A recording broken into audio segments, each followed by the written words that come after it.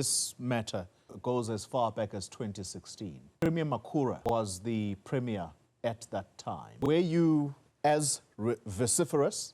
In earlier times, we were able to have access to some of these investigations, but through Mr. Makura's time, that dried up to an extent. All of these things were met with obscure responses. So yes, we were vociferous. Some are saying this is nothing but a witch hunt. The Democratic Alliance wants to get even with Premier Lesufi. We made it clear to the ANC, even during the time of the negotiations, that our role as a watchdog, even within the government, would not cease. If Premier Lesufi were to change his mind and say, DA, I'm willing to work with you, come into government, would you still want these reports? In the Pala matter, Guys, so the battle for the soul of Gauteng still rages on. Following this response from Gauteng Premier Panyaza Lesufi, where he says, and I've asked people to say, but where are this report? And I've asked even the DA itself to say, if you say I'm hiding report, please tell me which report, and what was the topic of that report, and when was it published and finalized? The DA has decided to turn up the heat a notch higher by invoking the PAIA Act. The PAIA, which stands for Promotion for Access to Information Act, actually is, in colloquial terms, forcing through to get access into documents that probably might not be easily accessible, by authorities. And so the DA has decided to invoke this act to try to sort of, in a way, force their way through to get access into the documents that they actually blame the Gauteng Premier for keeping and hiding, which would aid their investigation in proving that the Premier is actually guilty for the corruption and allegations that had actually been laid against him. Let's listen to this DA member here break down, the foundations and the fundamentals for why they decided to go this route through the PAIA Act. And I'll be back for some really interesting analysis to just kind of like understand generally the whole problem surrounding where the case against the Gauteng Premier Lesufi is at the moment. The Gauteng DA's Mike Moriati is my guest tonight, and he joins me via the virtual platform. Mr. Moriati, good evening to you, and thank you for your time. I'd like to start this conversation with a question based on your statement that you've issued today, and you say, for far too long, we have been calling on the Premier to release all the forensic reports, a plea which has fallen on deaf ears. How far back does this matter go?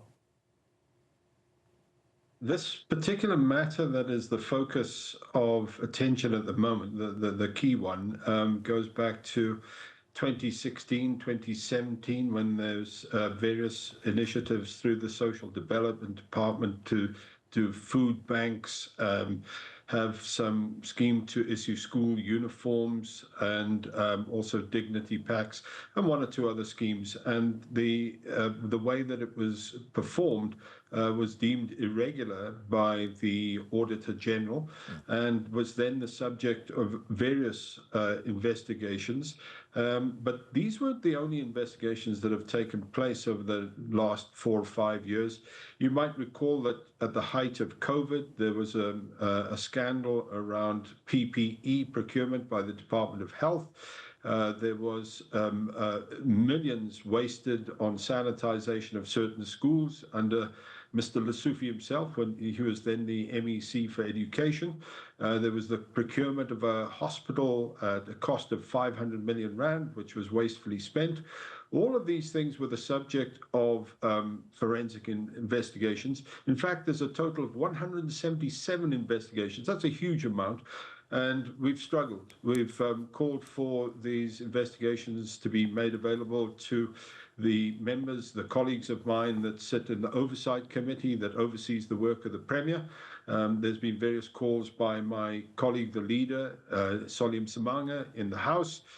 Often these are met with vague pronouncements that, yes, that they've been done, they're available, but when we ask for details, they're not forthcoming. Yeah. The most recent request of ours came in the form of a letter. It started in September, when we asked the Premier to provide these reports. That one, there was no response whatsoever. And then most recently, a reminder to the Premier that we were waiting for these reports, and we gave him till Monday. If he'd provided them, then we would obviously have studied those and then taken whatever action we deemed necessary after that. But he didn't. So we've had to resort to that piece of legislation that promotes access to information, and we've made an official request. They call it PIA, Promotion of Access to Information Act, and we've done that, and we await the outcome of that PIA application. Yeah. I've done a quick search, as you stated in your first response, that this matter goes back, or goes as far back as 2016. Premier Makura was the premier at that time. Were you as vociferous at that time to ask for these reports to be released? Because it's been a very long time. Premier Lesufi only started recently to lead the provincial government. Well, the fact of the matter is that we didn't know that it was happening at that stage. You know, the ability to know that there are forensic investigations is very curtailed. From time to time, we've had to write to the then Premier, going as far back as Nomvula Mokinyane. It was our habit of writing occasionally, said, give us a list of what investigations there are. In earlier times, we were able to have access to some of these investigations, but through Mr. Makura's time, that dried up to an extent.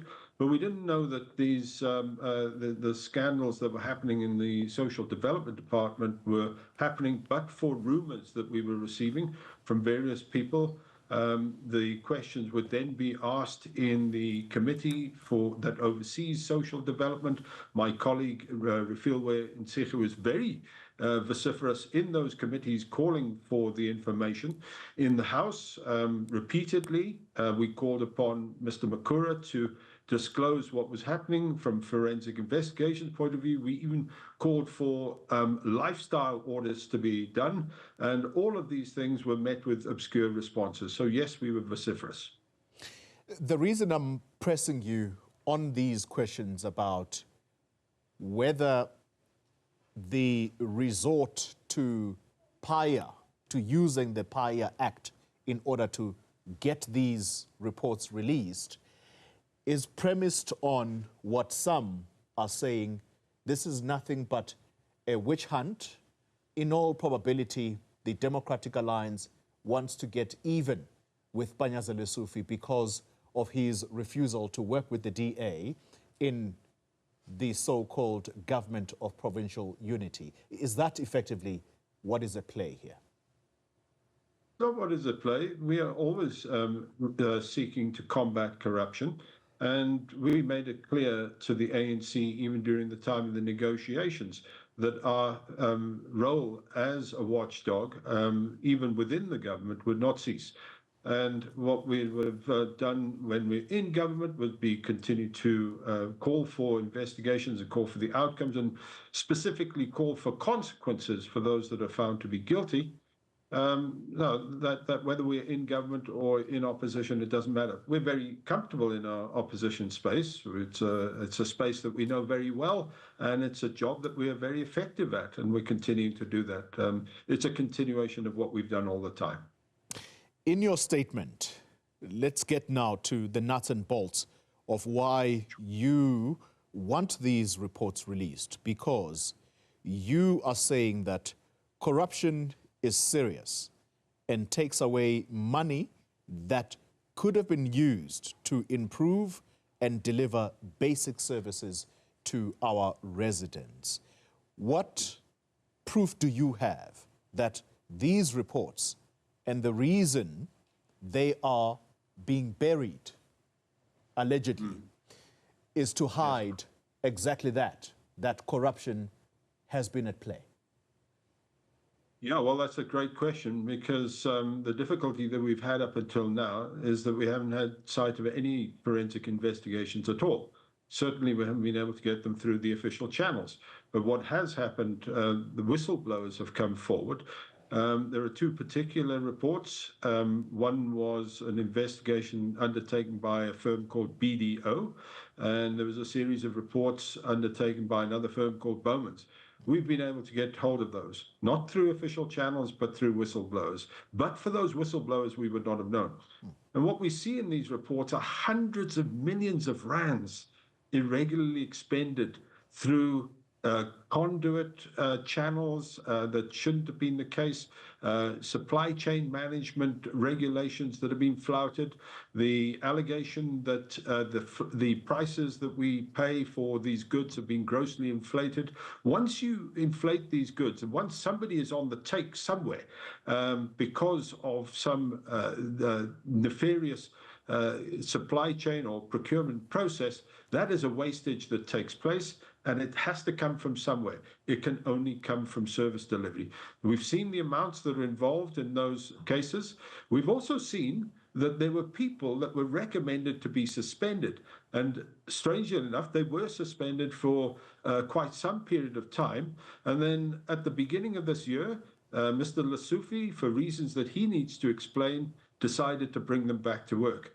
They are not the only ones that have been implicated in some form of corruption, have been the subject of investigations, that have actually found their way back into office, or even at some stage were being appointed. But when we blew the whistle, when people called upon us to act and we threatened to bring in the Public Service Commission, then there was a particular appointment that was due to be made at the head of this very agency, the Department of Social Development, and we managed to, through our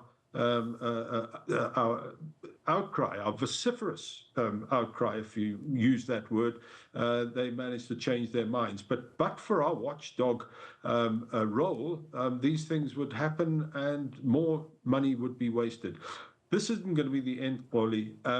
We are clearly seeing that even through these two cases, and there's 175 to go, there's a lot that's been happening. Yeah. And I dare say that the problem that is at play here is not that we are not in government, it's we are not in government for a reason.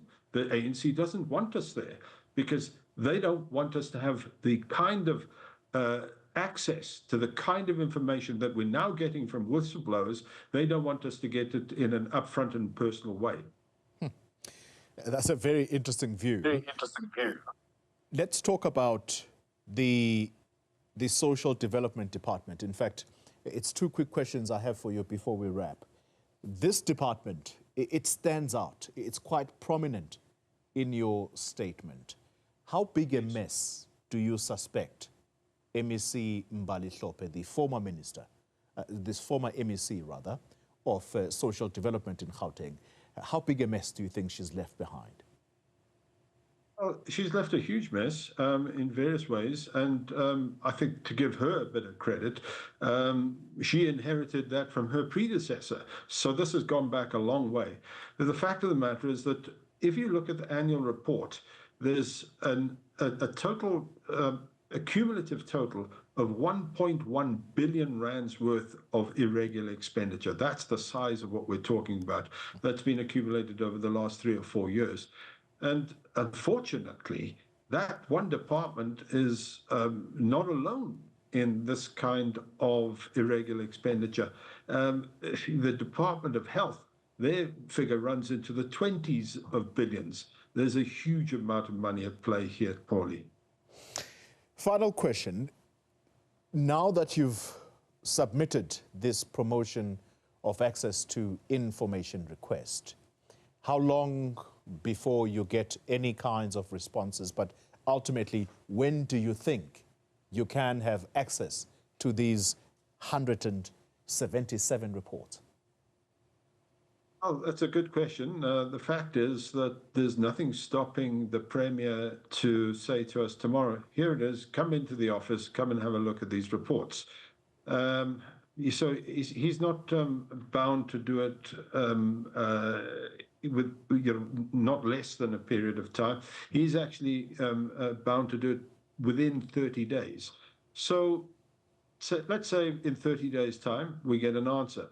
That answer could be that we get access. The answer could be that no, for various reasons, we are not going to get, because those people that have this kind of information are entitled to the Act to decline such a request. If that is the case, we would appeal, and then there's a further 30 days. So it could be within this first set of 30 days. It could be that we get declined, in which case we'll appeal. There'll be a further 30 days. If they then refuse our appeal, well, then we're going to have to look at all sorts of other options, including the possibility of going to a court.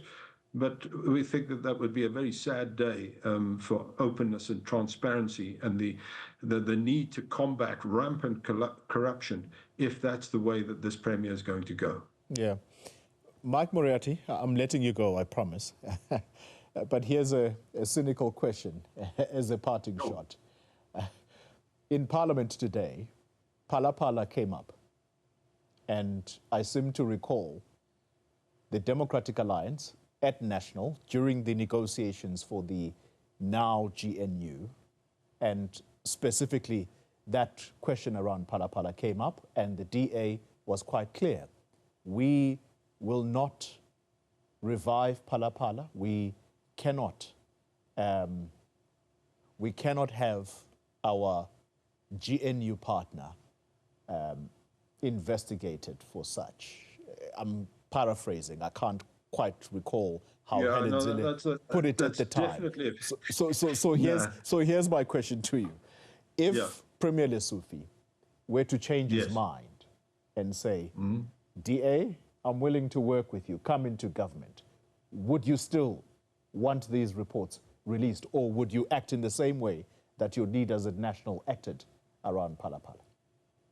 I just want to do one thing before I answer your question, and it's going to be a very straightforward answer, by the way.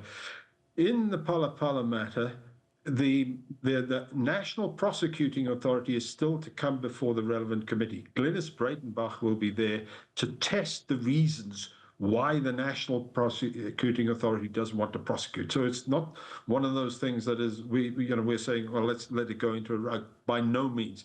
And even if they do say, well, we're not going to prosecute, the DA will be saying, well, you have to issue what they call a nolle prosequi, which would allow anybody that has cause to then bring a private prosecution. So Phala Phala may or may not be the end of the story. It might be according to the NPA, but we'll see what happens from here. But in this particular matter, if the Premier did come to us, we would say to him, well, look, let's talk about power sharing, and let's talk about it in a meaningful way, which is what they didn't do the previous time around. But we say, by the way, we're still here to combat corruption, so we're not going to let these things go if you bring us in. Yeah, interesting, guys. So you've heard that the whole thing with the PAIA Act is actually driven by the DA. I think it's by Solly Msimangwa himself. I think I found a document where it showed that, you know, his name is actually on the document, and he's the one really pushing to force through and to get the Gauteng Premier to release the document for which he's been blamed of. This PAIA was also actually used. I saw a report on, I think this was probably during the period when Pravin Gordhan was, I think, finance minister at the time. And the PAIA Act was actually invoked by the DA party at the time when it was still in the opposition to try to force its way to get documents that showed that the presence of former Libyan leader Muammar Gaddafi had millions hiding in South Africa at the time. I think this report actually speaks here.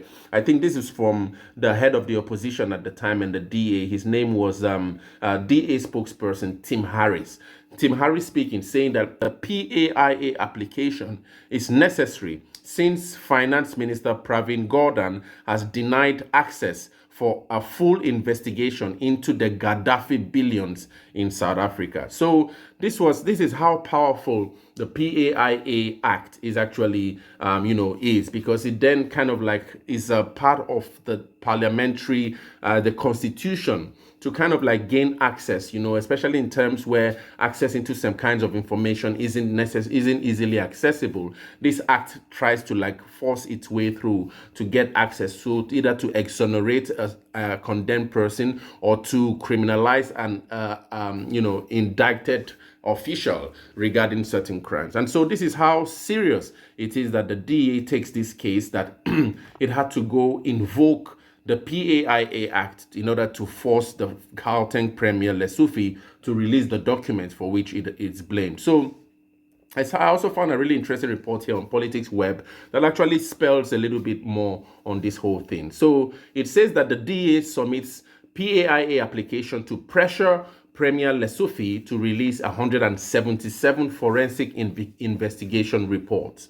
All right. So it says that Gauteng residents have the right to know the outcomes of these investigations and the number of completed reports. As the official opposition in the Gauteng provincial legislature, we have, this is now Solly Msimanga speaking. He says that we have the responsibility to ensure that all the recommendations in these reports are implemented accordingly.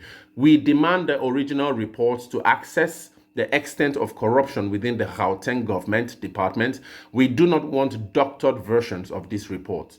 If Premier Lesufi has nothing to hide and was genuinely committed to running a clean, transparent government that is free of corruption, he should have handed over these reports to our offices as requested a number of times before including the latest missed deadline, which was this past Monday. For far too long, we have been calling on the Premier to release all the forensic reports. So this is now Solly Msimanga speaking. He says that this was a plea which had fallen on deaf ears. This indicates that the Premier is trying to shield some corrupt politicians and officials who are unduly benefiting from tenders issued by the Gauteng provincial government. So this is the foundational argument by Solly Msimanga, that they've been actually asking the Premier to release these reports for some investigations to go on, and their requests actually have fallen on deaf ears. So, and as a result, they had to resort to this PAIA alternative. Msimanga still speaking. He says, Solly Msimanga still speaking. He says that the DA has also been approached by various whistleblowers who have indicated that they are aware of corruption taking place in the Gauteng provincial government departments. And furthermore, one whistleblower has resorted to leaking parts of a forensic investigation in the Department of Social Development in a bid to expose the rampant corruption that is taking place there. Corruption is serious and takes away money that could have been used to improve and deliver basic services to our residents. It is unacceptable that we had to take the drastic step of submitting a PAIA application to receive the forensic reports that should have been made public in the first place.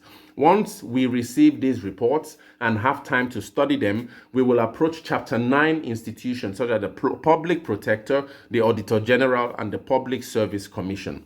Now, in his final words, he says a DA government will immediately implement all the recommendations made in forensic reports once an investigation is completed. The report will also be made public immediately so that our residents know we are serious about clamping down on corruption, and that the money lost through corrupt activities will be recovered and used to improve service delivery in this province of Gauteng. Protection will also be offered to whistleblowers with information on alleged corrupt practices in government departments. So this is kind of like the steam around which this whole corruption allegation against the Gauteng Premier Premier Lesufi is at the moment. Solly Msimanga is actually leading the drive to push for a PAIA Act to really put pressure on the Premier to release these documents, which are actually, said to amount to 177 reports that might actually need to be studied, which the DA is really interested in studying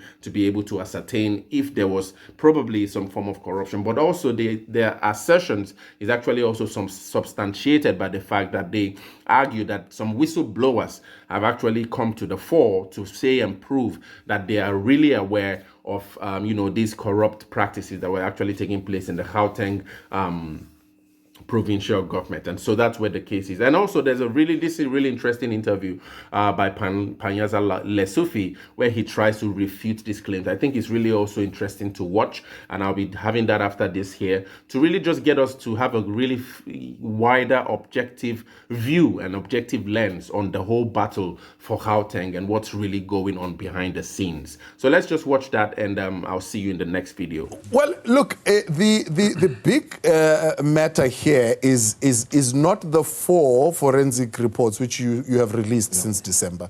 It seems there are 170 that would have been done at least since 2019. And my immediate question when I look at that is that they are in your office. Are they still not your responsibility to release? Well, thank you so much for the opportunity to clarify this matter. I said, and I still want to emphasize that particular point, if you accuse me that I've not released the report of 2014 when I was not the Premier, it's quite clear that you are backing up at the wrong tree. If you accuse me that I've not released a report that was concluded, finalized around 2018, and I was not the Premier, you need to have a valid reason why you're accusing me to say I'm either harboring corruption or hiding any other thing. The only reports that I received were 4 when I was given the honor to lead this province. And after I've studied the 4 reports, I released them. Yeah. Any other report like the number that you are quoting, obviously there will be huge on my desk where I would have visibly seen them, or in our document boot, I would have seen them, but I've not seen them. And I've asked people to say, but where are this report? And I've asked even the DA itself to say, if you say I'm hiding report, please tell me which report, what was the topic of that report, and when was it published and finalized? And they say they have 170, I forget the expression, but I think they say they have ICL numbers, or they have some kind of number. And I've requested it so that I've been in a position. Number, but in my office, the only report that I released last was the lifestyle audit of all the HODs, which was done by the SIU. That's the only report that is outstanding, where I'm waiting with the South African Secret Service. They're doing the lifestyle audit of MECs.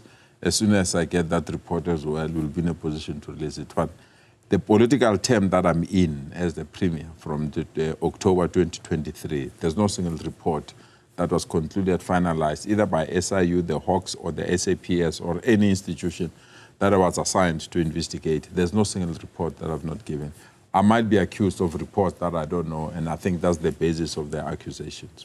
So this whistleblower information, are you disputing that it exists, that there is, I think it's close to 2 billion that they are saying would have been involved here, particularly that has to do with the program called Sustainable Livelihoods that was sitting in the Department of Social Development? That report was concluded by Premier Makura, not me.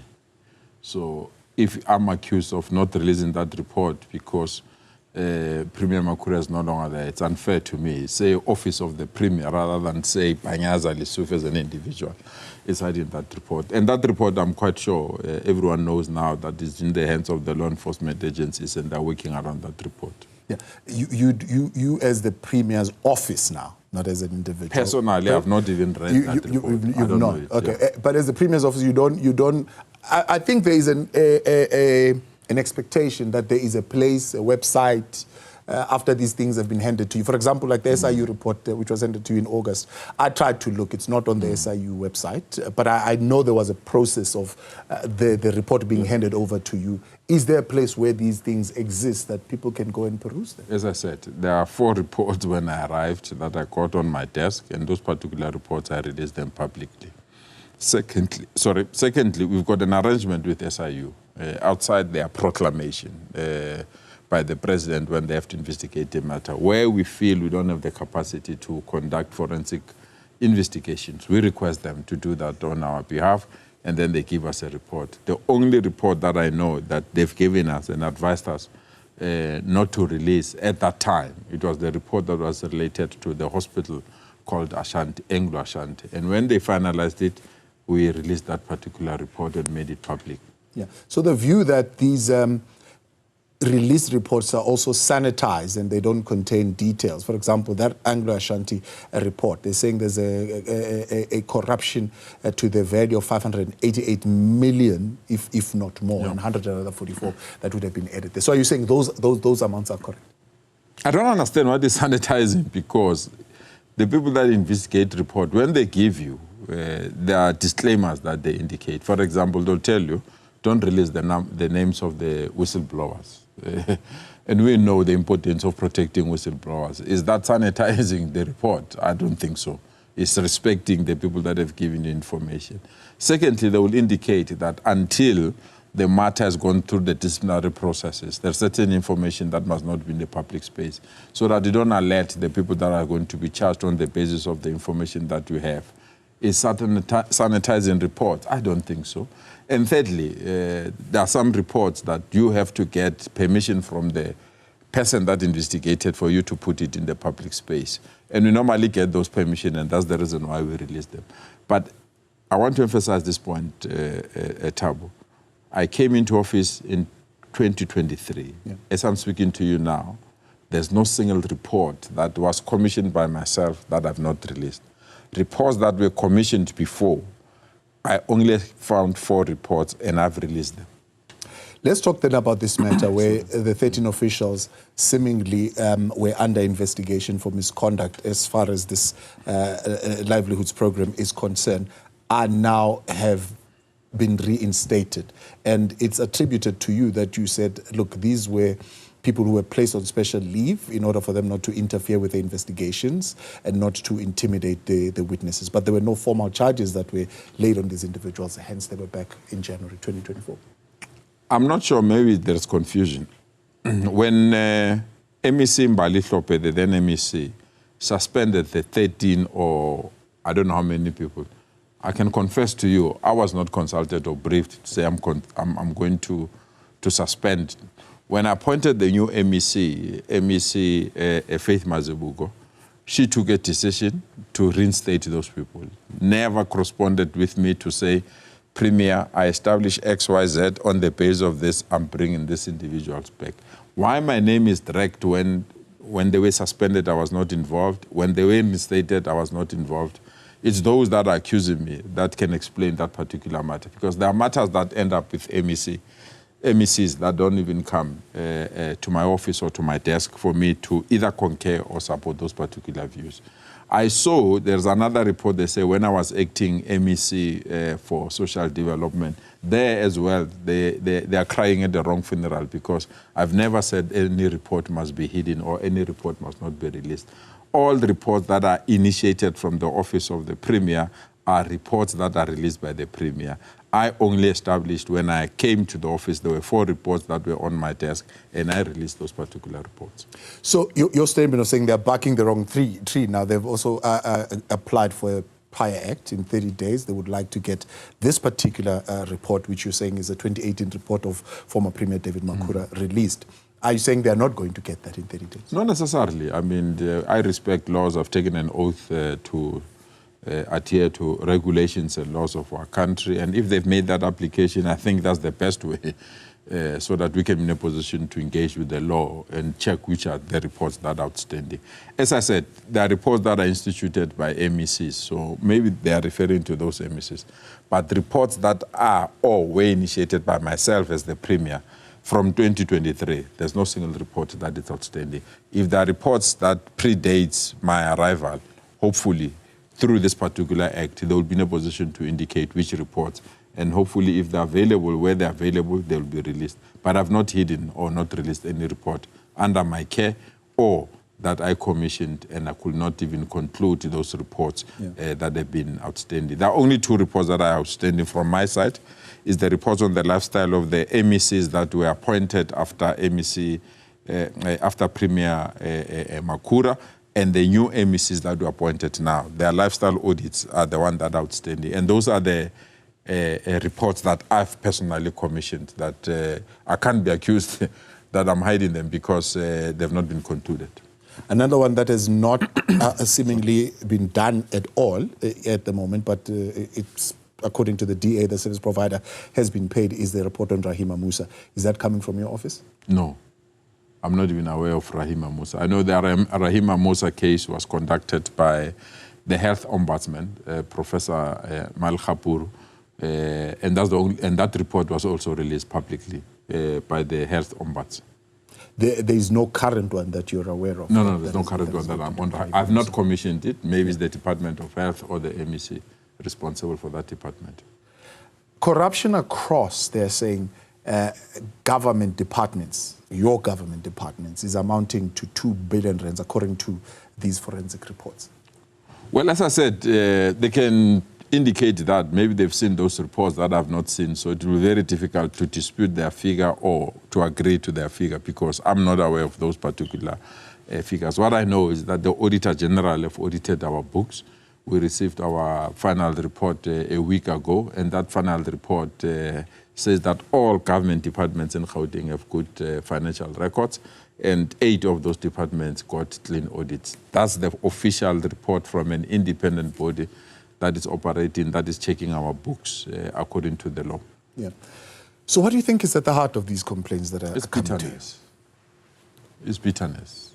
Unfortunately, they're bitter, that they're not part of government, and they've identified myself as a person that they can utilize to advance their agenda. They've polished their Stratcom strategies of ensuring that you identify somebody within the liberation movement, paint that particular person as unreasonable, paint that particular person as racist, paint that particular person as incapable, and paint that particular person as an individual that cannot work within the collective, and something that is not me. But it's within their rights to do that. They've been harassing me, they've been releasing wrong information, and they've been trying their level best to paint a picture that the government that I have the honor to lead can't run the provincial government, regardless of evidence, either from the Auditor General or from all institutions. Today, we also released a report about the quality of life in Gauteng. So we will respect their rights to exist, but we'll always resist wrong information being deposited in the public space to paint us as people that are corrupt. Yeah. Have you been a stumbling block in their, I suppose, advancing in the government, especially in Gauteng? Surely not. You know, the negotiations to establish government of Gauteng, we led, and I'm saying we, on the basis that was led by those that are in the PEC of the ANC. I was not even part of those negotiations. And deliberately so, because I knew if I'm part of those particular negotiations, I might not provide guidance if they're deadlocked or if people deadlock. And when the said individual deadlocked, we requested our national leadership to intervene. And our national leadership took over the negotiations from us and entered into discussion with the national leadership of the DA. It was when they deadlocked at national level that our national leadership gave me the go-ahead to say, go and announce cabinet without the DA. So at no particular stage that I was involved. When the former mayor of Tshwane was removed, I was not in the country. It was the national leadership that took a decision that the ANC can't vote against its own motion, because the ANC that put motion. You don't put a motion and then vote against the same motion. So it was the national leadership that we must remove Councillor Brink from being executive mayor of Tshwane. I was not even in the country. Why I've been blamed, I don't know. As I say, we come from this, where the script is the same, but the characters are different. There have been leaders in the ANC that have been brushed as unreasonable, that have been brushed or been radical, been brushed or accused of things that they've not done, purely because they want to have this public opinion about those particular individuals. And it's my turn, so I must face and confront that situation currently, because I'm not going to run away. I will deal with those issues, and I'll put evidence, I'll put facts to demonstrate that the accusations that have been painted against me, they're not true. As I said, all the reports that they claim, and I'm glad that even in their statements, they say reports from 2019. And me and you know, 2019 I was not there. So if you say office of the Premier, then guilty as charged. But if you say Panyaz as an individual, it's quite clear that it's a misguided campaign where people are crying at the wrong funeral. Are you then saying that, I mean, when they raise these issues, you're saying, well, I mean, they happened before my time, so I'm really not going to go dig up these reports? No, not necessarily. That is why I asked them. I was not there. So, and I've asked, when this accusation started to flare up, I asked all the MECs, give me reports that you've commissioned that are with you. I've asked our legal team, go and check for this report so that I know if they're available. And if they're indeed available, even if they predate my arrival there, I'll be in a position to release them if they're there. Why will I hide them? Why will I release those that I found and not release those that are there? And also, the issue should be to the same political party. Why want those reports now? Why would have not asked those reports in 2014, 15, 16, 17, 18? Why will you want them in 2024? On the basis of what? So they believe now they've been leaked by a whistleblower, so it's something that has emerged now that this whistleblower has given them this but the whistleblower is saying the reports of 2019. Yeah. So why then associate them with me as an individual rather than me occupying an office? And that's the grey area that, unfortunately, I'll always insist that they're crying at the wrong funeral. Let's talk then about, your involvement, because I know certainly this is a conversation that I would have had with you. Yeah. When you came in as the chair of the ANC in the province, but also as the premier, you managed to take back, you were proud of it, a lot of DA-led municipalities, including your negotiations in Ekurhuleni and your negotiations in the city of Johannesburg. That was a political game, which needs to be a tool to develop our communities, be a tool to enhance political stability, maturity, be a tool that can be used to ensure that we don't have the limitations that we have. When the Democratic Alliance was in charge of some of the municipalities, as a premier, they will not even attend joint planning meetings. They will not even attend sessions that we have to plan together to ensure that the province as a whole can work together. For the very first time, from tomorrow, in the next 2 days, from tomorrow until Thursday, we will plan together as municipalities in Gauteng in a summit. Something that was unthinkable because we could not deal with this matter. Yeah. We might not be proud. I asked the MEC, he was here on Sunday, I said, the reason why you're having the summit is that now you finally have Tshwane, because before you couldn't have this turnaround summit of local government outside of Tshwane. Not necessarily outside of Tshwane. Midvaal has been led by the DA for quite some time. They're doing very well. I always encourage this municipality to use Midvaal as a study case. They always attend. They always are there.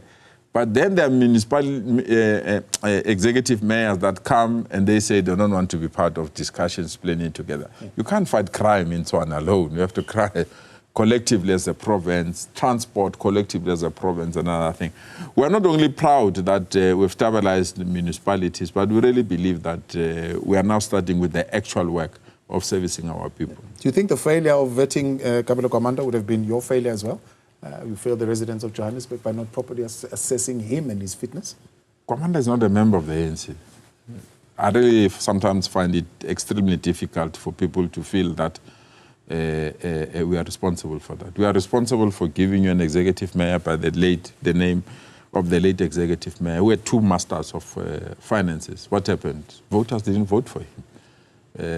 And because they didn't vote for somebody that has two masters in finance and somebody that was the executive mayor, we had to run municipalities with other political parties. Yeah. And when other political parties give you their candidate, what do? You accept the candidate that they give you because you want to establish government. But I'm glad that the mayor today met with MMC Kwamanda and they've taken a decision that they should take special leave. I really feel that that's the best decision that the executive may have assisted us to arrive at. You think the pressure to form government is so much that I suppose the due diligence sometimes gets overlooked? Not necessarily. I know when we had to appoint the first mayor of Johannesburg, I think it's Thapelo,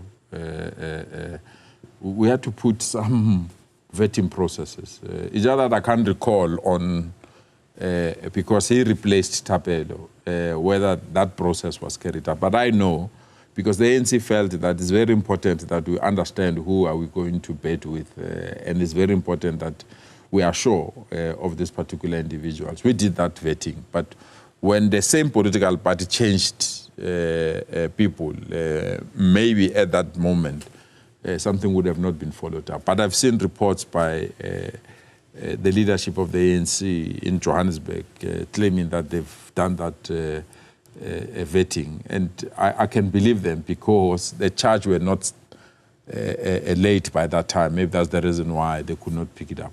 Yeah. Would it be premature for the executive mayor of the city of Johannesburg to exercise his prerogative in terms of appointing his executive to fire Kabelo Komando at this point? Why put him on special leave? That's how we work. We have to consult the party that is involved. We can fire that. If it's a member of the ANC, it's easy to fire that. But when you've developed a relationship with other political parties, you have to give them a hearing. I suspect maybe to have this particular leave, it will allow the executive mayor to also consult the political parties affected, but also to brief other political parties so that when we take this decision, we can all own it and defend it.